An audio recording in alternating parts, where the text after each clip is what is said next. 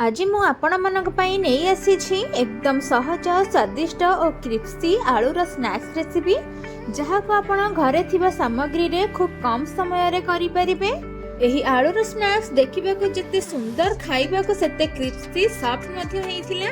छोटठू हौ कि बड़ समस्त को पसंद आसीबो एही स्नैक्स रो रेसिपी। आपण थरे एही आलूर स्नैक्स घरे तैयारी करि खांतु देखिबे बाहर रो जळिखा मध्य खाइबा भूली जिबे।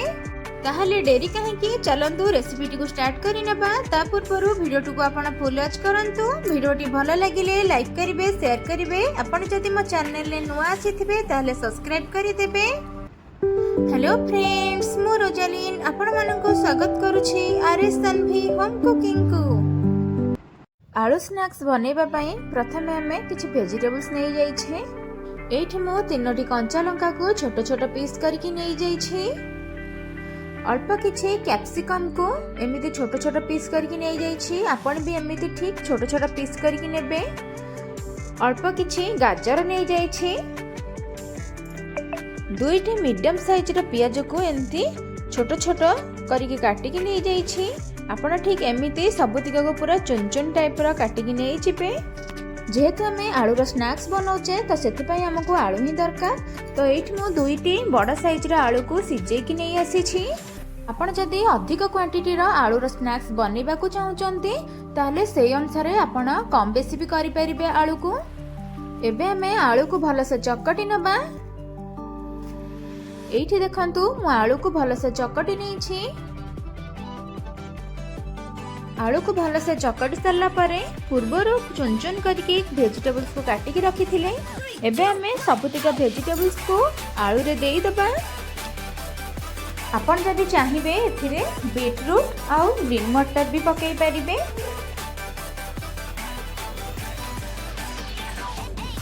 एठी देखंतु जेउ सब वेजिटेबल्स को काटी थिले एबे हमें आलू चकटा रे सब देई देई छे। एबे हमें सबुतिक को भल से मिक्स करि नबा। मिक्स करबा पूर्वरु सेथिरे हमें किछि मसला ऐड करिबा जहा द्वारा हमर आलूर टेस्ट बहुत बढ़िया से रहिबो। खाइबा को बहुत ही स्वादिष्ट लागिबो। एबे हमें सेथिरे देई दबा हाफ चम्मच धनिया गुंड। एबे हमें देई दबा हाफ चम्मच चाट मसला। चाट मसला आपण निश्चिंत एथिरे पकेइबे। चाट मसला दबा द्वारा तर टेस्ट बहुत ही बढ़िया आसीबो। एबे हमें देई दबा राग पई हाफ चम्मच नॉर्मल लंका गुंड। आपण चाहिए एठी लंका गुंड कम बेसी भी करि परिबे। जदि आपण पिलांग पई बनेबा को चाहूचंती ताले लंका गुंड स्किप करि परिबे। एबे हमें देई दबा स्वाद अनुसार लूण। तो एठी मु आलू और वेजिटेबल्स को देखिकी हाफ चम्मच लूण देई दोछि। आपण जेउ परिमाण रे वेजिटेबल्स आलू नै थिबे ताको देखिकी लूण यूज करिवे। एबे हमें सबुतिक को भल से मिक्स करि नबा। वर्तमान पर्यंत आपण मो वीडियोटी देखिलेनी। वीडियोटी केमिति लागिला प्लीज कमेंट रे मते निश्चिंत जणाइबे। जदि भल लागिथिबो ताले लाइक करंतु शेयर करंतु। आपण जदि मो चैनल ले नुआ आसीथिबे ताले सब्सक्राइब करि दियंतु। एठी मो सबुतिक को भल से मिक्स करि नै छी। आपण भी ठीक एमिति ही मो भली करि नेबे। देखिबे आपणकर आलू स्नैक्स बढ़िया से बनिबो। एबे हम एहा को 5 मिनिट रेस्ट रे छाडी दबा। सेही भितरे चलंतु हमें गोटे बैटर प्रस्तुत करबा। तो एठी मु 2 ରୁ 3 चम्मच मैदा नै जाउछि। एबे हमें सेथिरे दे दबा कॉर्नफ्लोर। तो एठी मु मैदा 3 चम्मच नै छी। कॉर्नफ्लोर भी हमें 3 चम्मच नै जिबा। आपण मैदा जेतिकी नै थिबे कॉर्नफ्लोर सेतिकी नेबे जहा द्वारा तार बैटरटा पूरा इक्वल ही रहिबो। एबे हमें सेथिरे स्वाद अनुसार लूण दे दबा। तो लूण एठी मु गोटे छोट चम्मच दे दोछि। एबे हमें सेथिरे अल्प अल्प पानी देकी गोटे बैटर प्रस्तुत करिबा। आपण एथिरे एकाथर के पानी देबेनी, जस्ट अल्प अल्प पानी देकी गोटे बैटर प्रस्तुत करिवे। आपण एहा को बेसी पतला रखिबेनी कि बेसी बहलिया रखिबेनी, जस्ट मीडियम टाइप रो रखि नेबे। एठी देखंतु मु जेमिति बैटर बनै छी आपण ठीक सेमिति ही घरे बनै नेबे। एठी मु गोटे प्लेट रे सुजी और सिमेई मिक्स करके नउछि। आपण चाहिए खाली सिमेई नै परिबे, सुजी भी नै परिबे। एबे चलंतु आमे आलू स्नैक्स बनेबा। तो सेथि पई प्रथमे हमें आलू को हाथ रे नै आसीबा। आपण जेउ प्रकार शेप देबा को चाहूचंती ठीक सेमिति ही देबे। मु एमिति दउछि। देखंतु एमिति फास्ट बनै सारला परे आपण जो बैटरटे पूर्वरु करिथिले ସେଇଥିରେ ଆମେ ଏବେ ଦେଇଦେବା। ବ୍ୟାଟରରେ ଦେଇ ସାରିଲା ପରେ ଗୋଟେ ସ୍ପୁନ୍ ସାହାଯ୍ୟରେ ତାକୁ ଟିକେ ଏପଟ ସେପଟ କରିନେବେ। ଆଳୁକୁ ସେଥିରେ ବୁଡ଼େଇ ସାରିଲା ପରେ ସିମେଇ ଆମେ ରଖିଥିଲେ, ସିମେଇ ଆଉ ସୁଜିର ମିକ୍ସ ସେଥିରେ ଆମେ ଏପଟ ସେପଟ କରିକି ସବୁତିକ ଲଗେଇଦେବା। ଲଗେଇ ସାରିଲା ପରେ ଆମେ ତେଲରେ ଦେଇଦେବା।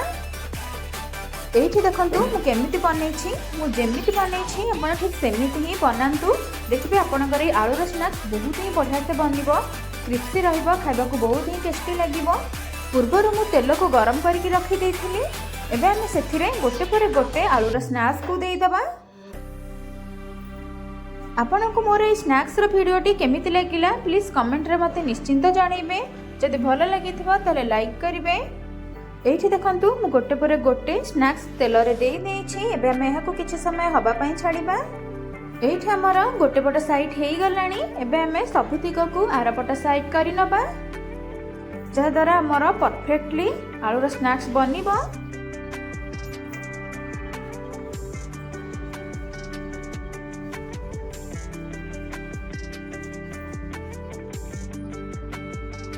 এইটি দেখন্তু ଆମର ପୁରା ସ୍ନାକ୍ସ ରେଡି ହେଇଯାଇଛି। ଏବେ ଆମେ ଏହାକୁ ଛାଣିକି ଗୋଟେ ପ୍ଲେଟକୁ ନେଇ ଆସିବା। ଦେଖନ୍ତୁ କେତେ ବଢ଼ିଆ ସେ ବନିଛି। এইটি ଆମର ପ୍ରସ୍ତୁତ ହୋଇଯାଇଛି ଆଳୁର ସ୍ନାକ୍ସ। ଆପଣ ପ୍ଲିଜ୍ ଘରେ ଟ୍ରାଏ କରନ୍ତୁ।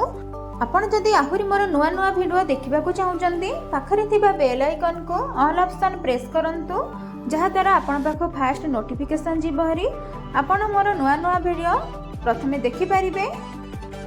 এইটি ମୁଁ ଆପଣଙ୍କୁ ଚେକ୍ କରିକି ଦେଖେଇ ଦେଉଛି। ଦେଖନ୍ତୁ କେତେ କ୍ରିସ୍ପି ବନିଛି, ସଫ୍ଟ ବି ହେଇଛି। ଦେଖନ୍ତୁ ଭେଜିଟେବଲ୍ସ ପୁରା ଭଲସେ ଆଳୁ ସହିତ ସେଟ୍ ହେଇଛି। ଆପଣ ଏହାକୁ ଟମାଟୋ କ୍ୟାଚପ୍ ସହିତ ବା ଚିଲି ସସ୍ ସହିତ ଖାଇପାରିବେ।